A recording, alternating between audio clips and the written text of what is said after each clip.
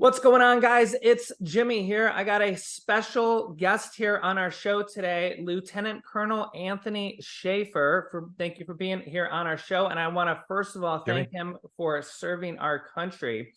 If you guys know me, I had a brother in the Army, and my grandfather was in at Pearl Harbor 2 days before Pearl Harbor happened. And first of all, I want to thank Anthony or Tony Shaffer here for serving our country. Thank you so much.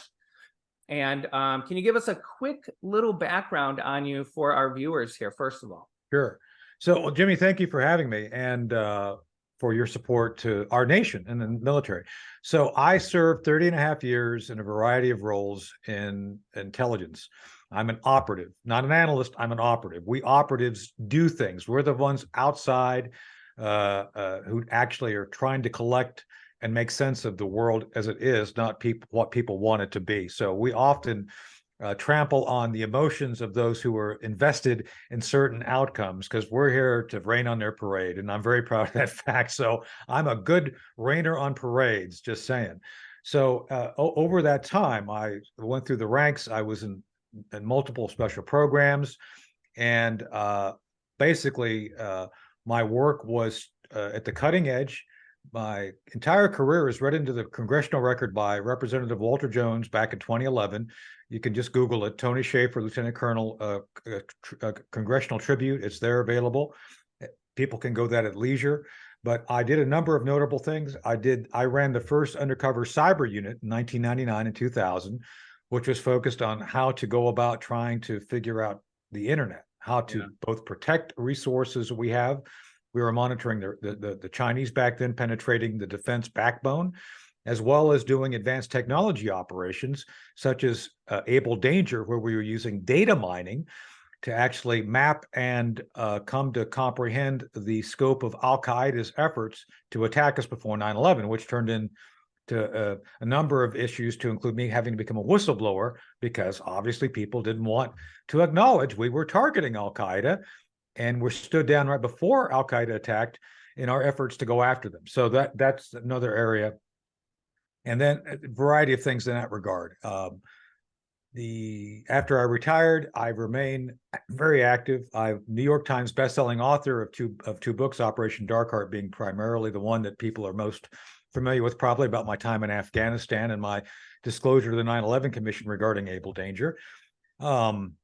I still produce TV, did a series called Chain of Command for Nat Geo. I continue to be involved in doing things in that regard. I'm technically credited as an actor on my IMDb, believe it or not.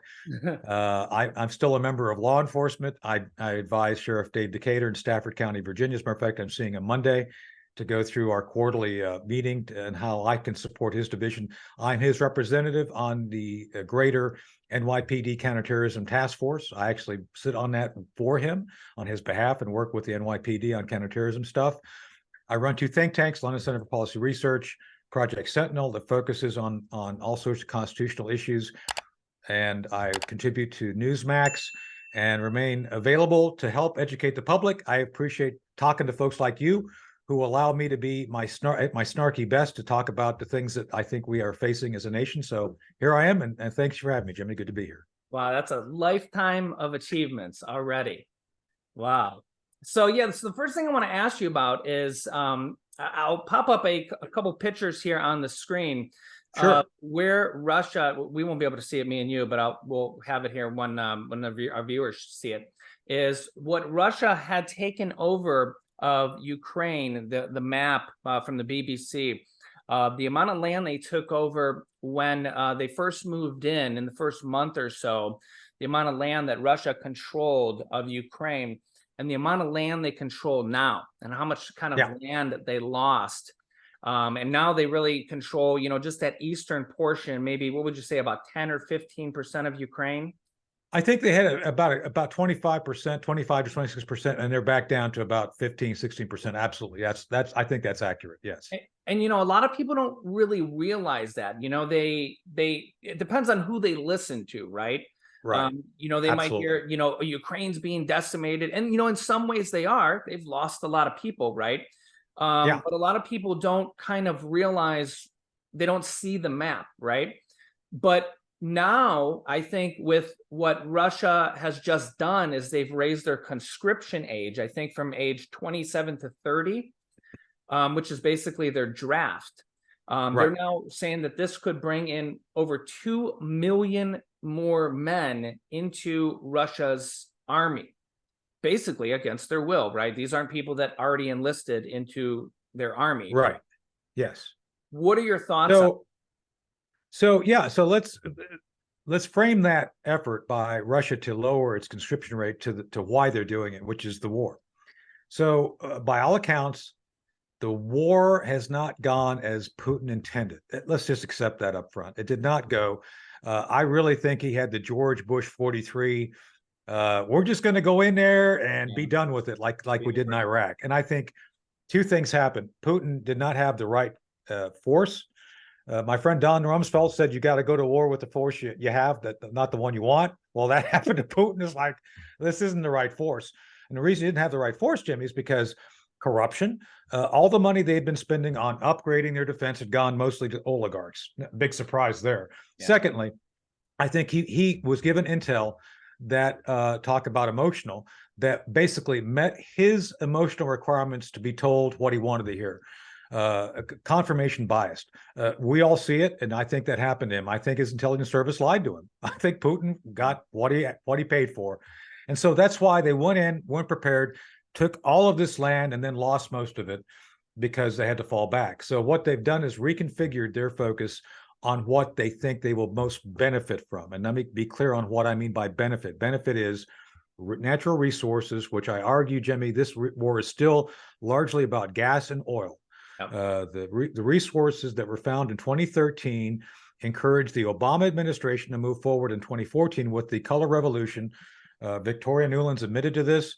Joe Biden was the point man on it. Big surprise there. Mm-hmm. And I think the war that we're now faced with started then. It started when the Biden administration, the Obama administration, pushed and basically changed the governance of Ukraine from pro-Russian, where they were essentially kind of an informal satellite, much like Belarus is now. They were kind of in that orbit, to a pro-EU focus, which means that, and the noises were they wanted to join NATO, big non-starter for Russia, and the EU wanted to absorb Ukraine into its sphere. So that was where the real break happened. The current hot war is a derivative of that decision and those events back in 2014. And so the second reason that Putin now, besides resources, is fighting this war for the Donbass, for the region, for parts of the Black Sea, to include Odessa, I think they're going to go for Odessa, is because they do want control of what's most important regarding Ukraine's means of production. And all the issues regarding Russian citizens in the Donbass and Zaporizhzhia, yeah. I don't think really Putin really cares that much, because they're Russians. That, life is cheap to them. That's why I'm not pro-Russian.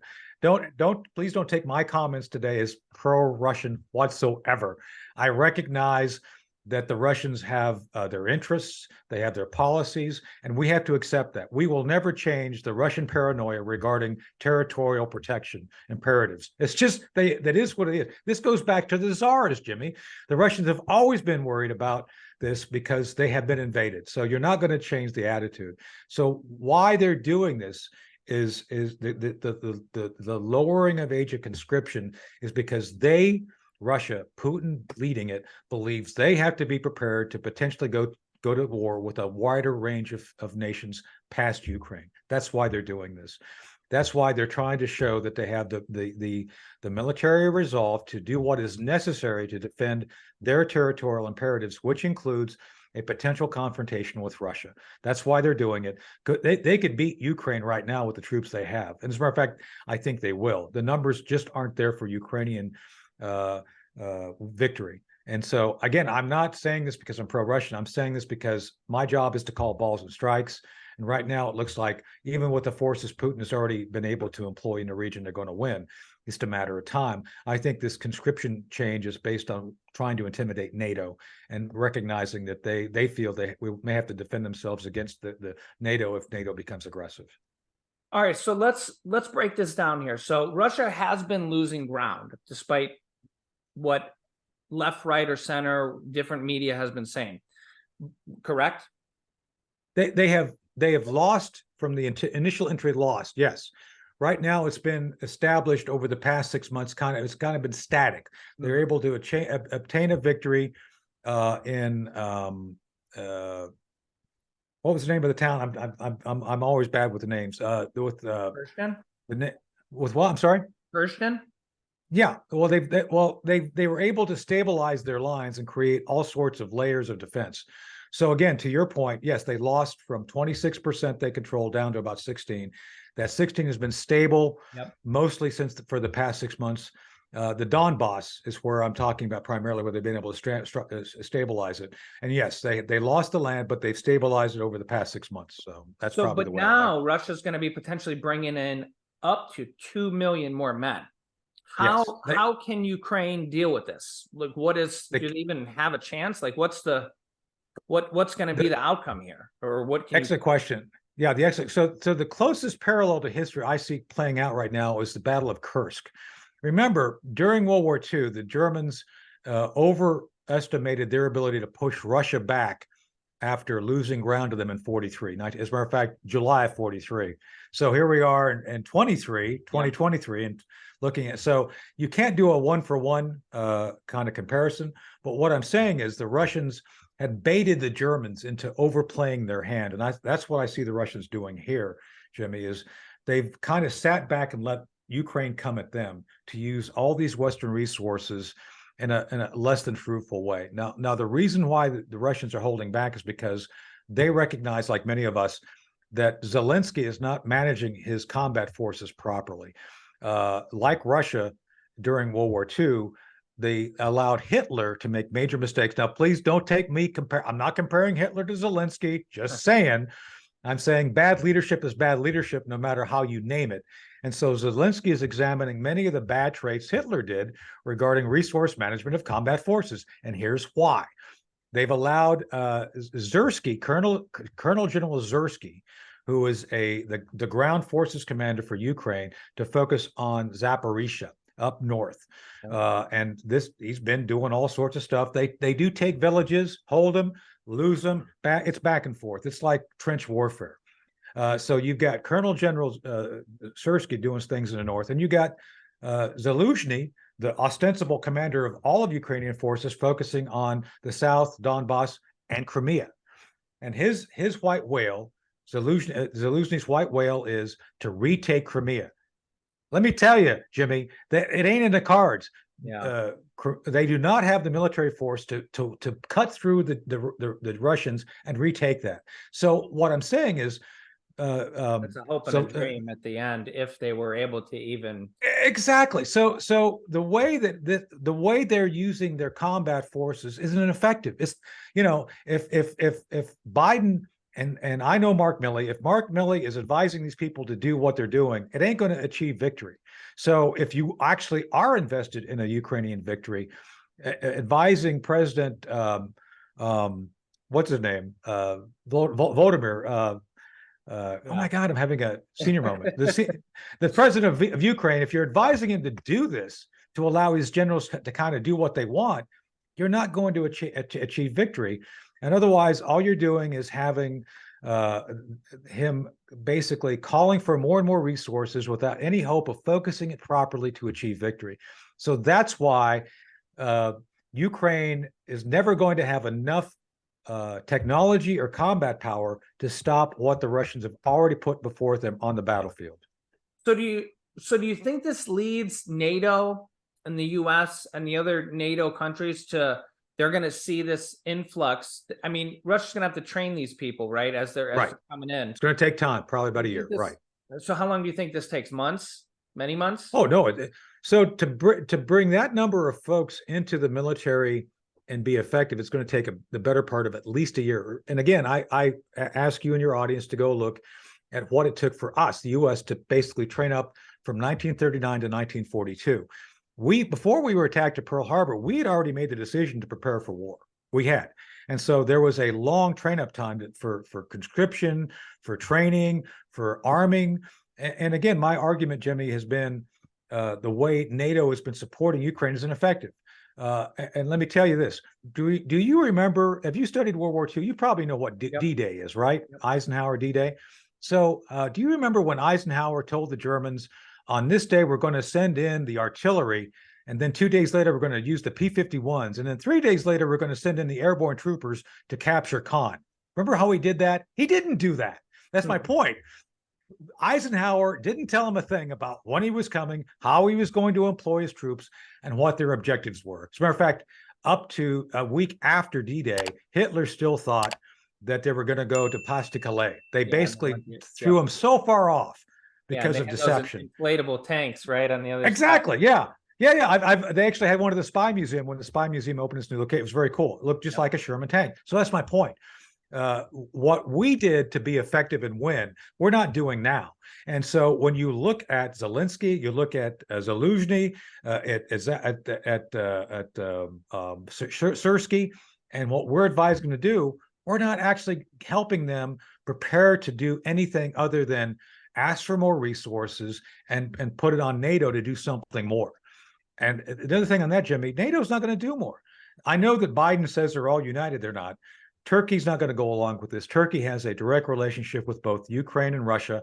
As you probably remember, just recently, Erdogan tried to play the peacemaker to say, let's bring everybody together. And everybody recognized it was just about Erdogan trying to be Erdogan. So that didn't go anywhere.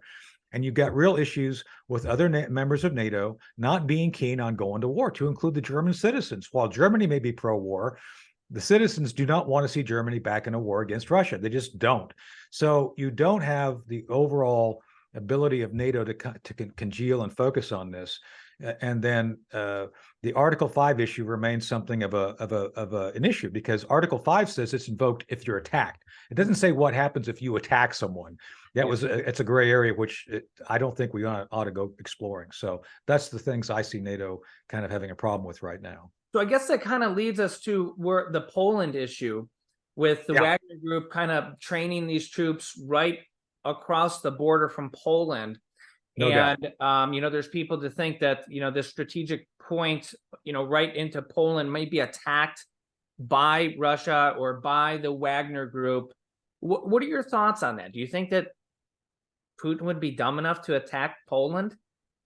So this circles back to your question regarding conscription. Yeah, I think Putin is trying to make it very clear that he sees much of what NATO is doing, to include Poland, as violating the tenets of the agreement that was made when Ukraine became independent. I think it was, I'm trying to think of the name of the agreement off the top of my head. I'll think of it in a second. As soon as we move on, I'll remember it. But the Budapest Agreement. Poland, that could bring us to war. Yeah, it would absolutely. So that's what I'm saying. Why would he want to do that? Putin is banking on the fact that we're not going to be wanting to do that. That's why Putin is doing it. Putin, remember, during the Cold War, each side, the key element of deterrence was brinksmanship.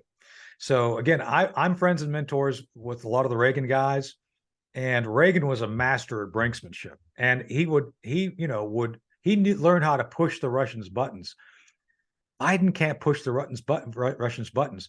Biden has shown over and over that they don't know how to speak the language of the Cold War. Putin's speaking to us, Jimmy, in the language of the Cold War. He's doing Cold War things. We're essentially in another Cold War, and our side is just continuing to pretend that it doesn't exist.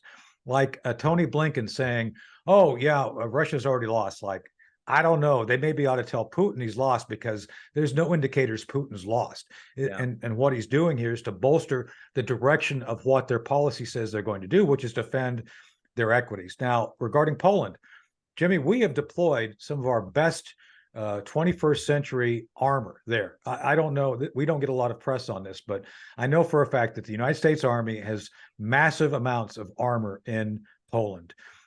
We have a number of troops. We're probably going to establish a permanent base there before too long. And we are invested in defending Poland, no doubt.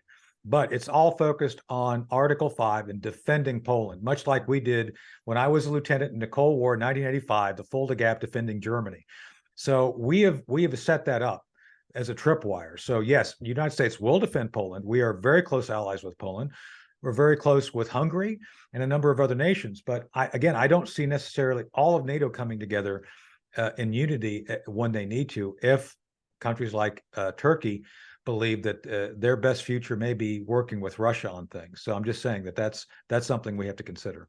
I almost could see a scenario where like the Wagner group might try to take that strategic point, and Putin may be saying, "Oh, well, it wasn't us; it was the Wagner group." And don't forget that the Yes, Wagner group did bingo. mutiny Yes, against us. So they're, they've kind of gone rogue. It wasn't us. It wasn't Russia. It was the Wagner group. Jimmy, congratulations, Jimmy. You're thinking like a Russian. And seriously, that's how they think. You need to understand that they will do provocations. And the Wagner Group was designed to do exactly what you just said. The Wagner Group was designed as an off-the-books organization, much like Blackwater. Eric Prince always gets upset when I say this because it's not a one for one. Sorry, Eric, I'm not comparing you and Blackwater. I'm not comparing you to the guys. I'm just saying that Blackwater did certain things for the U.S. government that the government didn't want to have done through our official intelligence things. Same thing with Wagner, except with Wagner, it's different. Wagner is a combination of the French Foreign Legion, the GRU, and the worst of the worst in their prison system. They allow prisoners to go out and it's like, hey, you killed in private life, come kill for us. It's an opportunity. And then you put that together and you make it so that it does not have to obey. As a matter of fact, the very existence is against Russian law. The Constitution of the Russian Republic says you can't have a Wagner, but there it is. It exists, and it's there to do things that they cannot or will not do using official Russian intelligence service people or the Russian military. So that's what Wagner does. Wagner does those things like a provocation, like providing blood diamonds in Africa, which they do on behalf of the Russian oligarchs. They do these sorts of things, and they're paid to do it. So would I put it past them to do something like that and say, "Oh, it was an accident"? No, I believe that's a very good possibility, and that's why Wagner exists. What are your thoughts on the Wagner Group mutiny? Do you think it was all just a ploy, or do you actually think that there is an actual mutiny situation there and that they could actually try to overthrow Putin? Do you think there's... So I think there was more Western involvement in that than has been acknowledged. If you recall, Jimmy, right after it all happened, Joe Biden got up and said, "Oh, we had nothing to do with this." It's like they'll just protest too much. Their President Biden. I think that Prigozhin came to the West and said, and remember, Prigozhin was saying some Western talking points long before he did the event. He basically was talking about all the losses. And yeah, I think that when he talks about Wagner 25,000 losses to take back Bakhmut, I think he's telling the truth. I'm sure it did. But he was framing it as like, "Oh, I'm against Russia." So I think that the Russian, I think he had Western intelligence reach out to him and make him an offer. So that's why there's so much mystery. I think they offered Prigozhin money to basically go at Putin and do what he did. Now, I think Putin was aware of it. I think Prigozhin went to Putin and said, "Hey, these knuckleheads are offering money for me to kill you. What do you think? Let's play it out." So I think it's a very good possibility that Prigozhin played along with Western intelligence to string him along to say, "I'll do this revolution," and then Putin let it happen. It's like, let's see what happens. I found it very interesting, though, that Prigozhin basically threw Putin under the bus and said, hey, Putin's reasoning for starting this war, that Ukraine was Nazis and all this stuff wasn't true. That Prigozhin actually came out and said that to the world. He did. That but I think that shocking. Look, I've run operations. Yeah, look, I've run operations where I had to badmouth people who had to approve my badmouthing. I'm just saying. I can't tell you what. So no, there was one thing I had to go brief the White House on because we were going after Cheney on something, and so I had to get Cheney's approval to badmouth Cheney because of what we were doing. So that's just saying, I know these things happen. Yeah, I guess that's an interesting point of view. So. I'm just speaking from experience. Like, yeah, we've done this. Yeah, it's interesting to see that from Putin because nobody else really in the Russian army or the Russian ranks badmouths Putin, right?